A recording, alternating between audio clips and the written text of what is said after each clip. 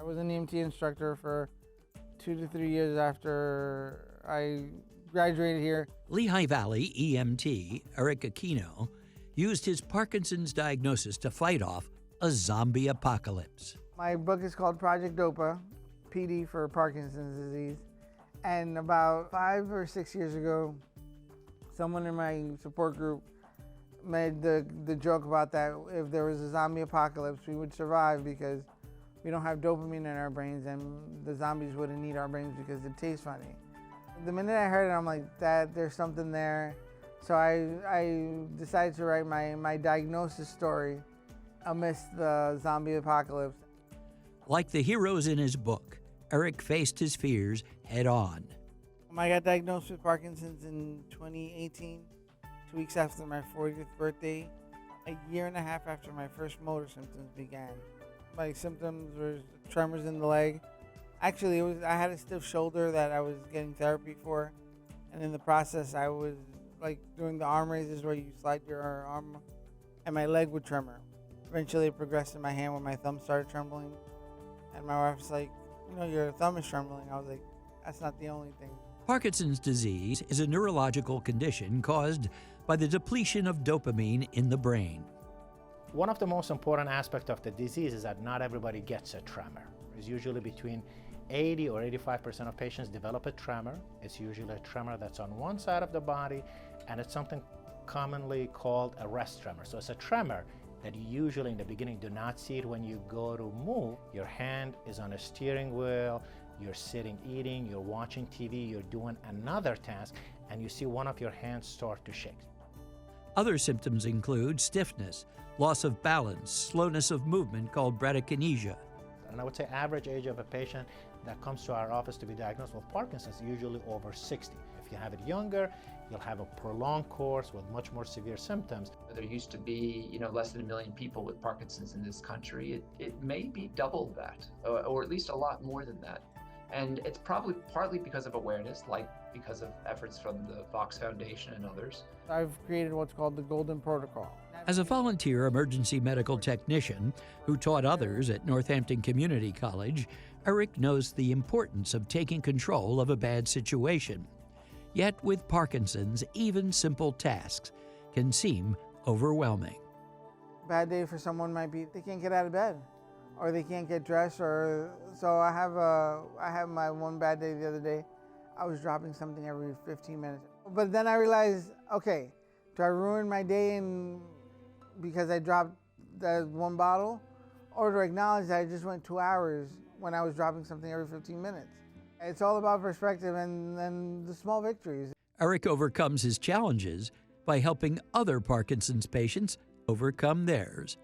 We have about 8 support groups. I'm working on starting a 9th one in Easton. On this day, Eric and fellow Parkinson's patients demonstrate how a support group works. I always tell people to not catfish your loved ones. Like, engage them when you're having bad days or semi-bad days.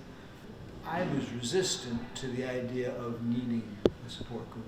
But when I went, it was like a light going off in my head, and it was terrific. So there is no manual for Parkinson's disease. That's why you see your movement disorder specialist. And from that beginning, we have books and material that we provide the patient, encourage them to participate in support groups, because many patients, when they go, majority of the times, they do get good information from these support groups, seeing other patients, seeing other caregivers that have Parkinson's disease, different stages of Parkinson's disease, helps most patients. We don't give credit to Parkinson's because we don't want it to take over our lives. Definitely not. If you have Parkinson's when you're very young, like Michael J. Fox, that's young onset Parkinson's. There's also juvenile onset Parkinson's, which I think is relatively rare. I don't see a lot of those cases, but sometimes. The Parkinson's can be slower, and people can live with it for decades and actually live a great life. The main medication that's called carbidopa, levodopa, the goal is to increase the amount of dopamine you have in your brain. There are also procedures such as focused ultrasound and deep brain stimulation, or DBS, for qualified Parkinson's patients. I was up to 5 times a day taking meds, and I wanted to reduce that.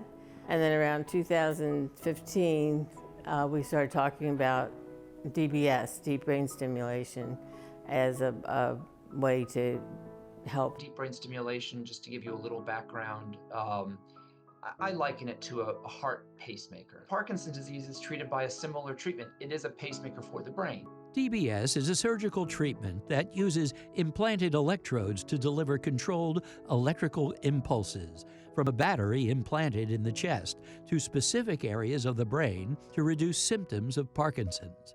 If your goal is to optimize your quality of life and significantly improve it, there really is no better way to do it. I call Parkinson's a game of 52 card pickup. The doctor has a deck of cards that says Parkinson's on it. He drops that card. The way you pick up those cards versus me picking up the cards are going to be completely different. We'll all eventually pick up the same symptoms, but they all affect us differently. Eric saved lives as an EMT. Now he helps others live with Parkinson's. He hosts the Trembling EMT podcast. He's a Michael J. Fox Foundation ambassador. He created the GrayStrong Foundation with answers, resources, and help at graystrong.org. And he wrote the book on beating zombies with a little help from Parkinson's.